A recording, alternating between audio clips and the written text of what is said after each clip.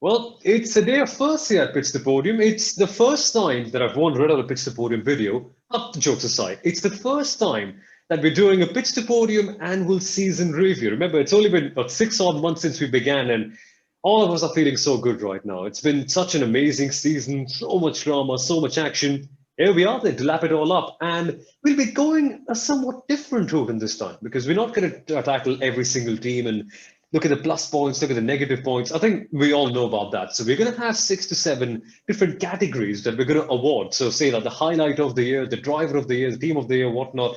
We'll discuss and hopefully you'll have a fun time listening or watching. Welcome, ladies and gentlemen, to Pits to Podium. At last, time for the season review. As always, I'm your host, Soman Arora, and joining me this time, I think to my left or my right, because Zoom can do a bit of a funny thing at times, it's Nithyanand. I think it's the second time that Nithyanand is coming on Pits to Podium in terms of the video front. So welcome, Nithyanand. Hello. Thanks, Soman. Hi, guys. And then that's below our video outputs. We're going to have Kunal, who you might see quite often on Pits to Podium, either on the left or right, depending on how Zoom decides to work it out later on. Hey guys, it's fantastic to be doing this. It's great to have Nithyanand and Sundaram join us after all the stats they've dug through the season Exactly. and supported us. It's like getting a chief strategist of a Formula One team on camera and saying, "What do you think it was like?" So that's how it's going to be. Absolutely. It should be a lot of fun. Thanks for And that. for those of you who don't know Kunal as much, because I think it's important to state who really Kunal is and what he's done in the world of Formula One. Among other things, Kunal was also the head of marketing at Force India. And he's told me not to mention what those other things were because it feels a bit too humble at that stage, but good things. That's what I can tell you. And of course, we're joined by Sundaram, who's appeared far more frequently on Pitch to Podium. And he's also having a latest special feature coming up with the Formula One statsman, Sean Kelly. Sundaram, what's up, mate? How are you doing? Hey guys, glad to be back on the series and with everyone for the first time. So, yeah, really excited.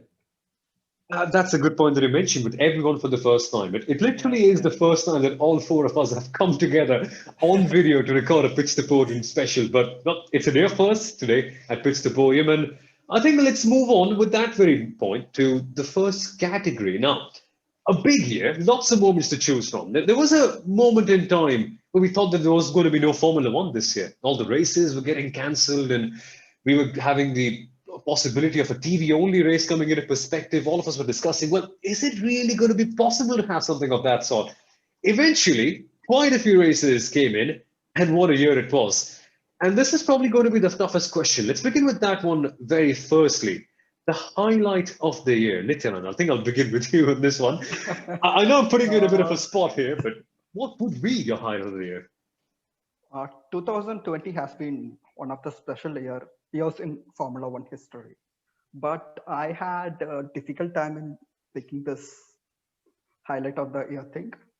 My vote goes to Roman Grosjean surviving the catastrophic crash. You may ask me why, because that crash actually implies how far F1 safety has evolved throughout the years.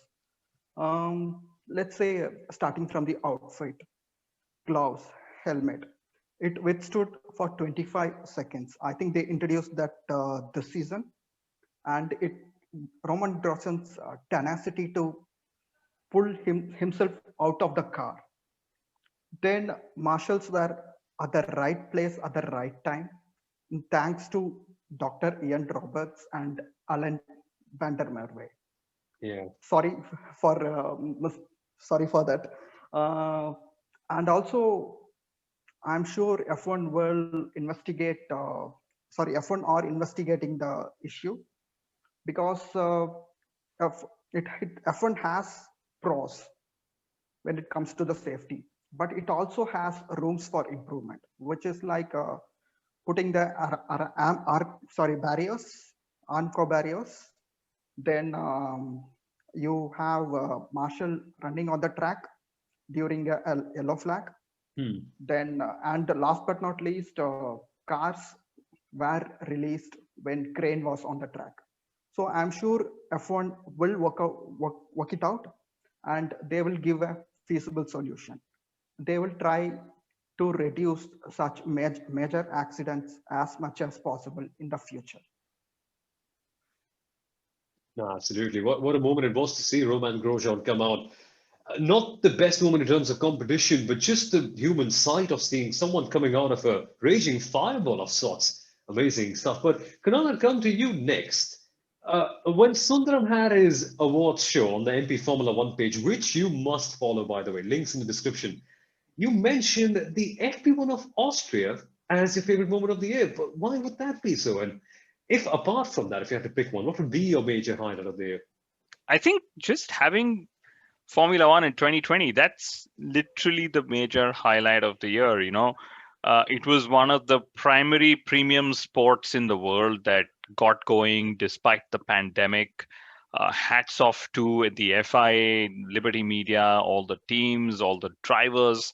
Literally everyone has given much more to 2020 than they have probably done in any of the previous seasons that they've competed in. And that to me is the highlight of the season, the fact that we had a season in the first place. Hence the FP1 of Austria made it to the top of my list, because a lot actually went into that happening. Because the Australian Grand Prix, which was to happen at the start of the year, we got a cancellation minutes just before FP1 was to start. So just even Exactly. to get an FP1 to happen was a big deal in itself. And then, once it got going, we saw the calendar evolve, and I think we had the most varied calendar of all times. And suddenly, it's like from having no Formula One or almost no Formula One, we literally had a season of racing on tracks nobody would have imagined. So, I don't think any season going forward can ever have the variety of tracks that 2020 had. Absolutely. I mean, so many to choose from. Turkey, we had Portimao as well. We were supposed to go to Vietnam. We did, but we got so many other brilliant circuits on the calendar. And a lovely year on the whole. So many memories, so many moments to pick from.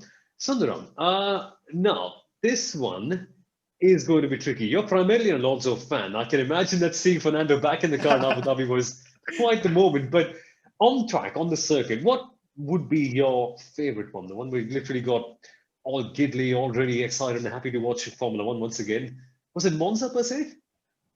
No, I wouldn't really pick out a particular one, because like Kunal and Nithyanand mentioned over here, the Grosjean incident and the fact that we had a season at all, that was my highlight as well.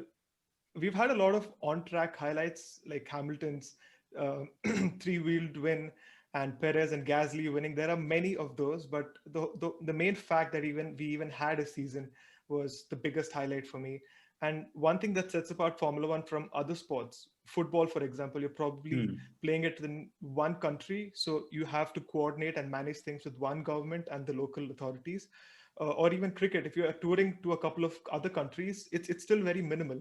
But Formula One being a global sport, we've had 17 races in about 14 different countries, each one having different regulations, each one having different restrictions. I think UAE was the most difficult one. I think Will Buxton mentioned that. So on that front, getting 14 different countries to host a race in about 6 months, it's something that's really commendable. And yeah, like Kunal mentioned, hats off to all these guys and all the teams, because Formula One is not just a sport, it's also a business, and people's livelihood also matters on Formula One running and how long it runs as well. So I think that's my highlight of this season. That's an excellent point. I can just imagine the Formula One officials scampering about and calling as many government officials as they possibly can, trying to arrange everything. But man, thank goodness for that. We saw so many surprise circuits coming back on. And from a moment where we thought that there would be no Formula One or no sports to having 17 races concentrated within 6 months, couldn't ask for more.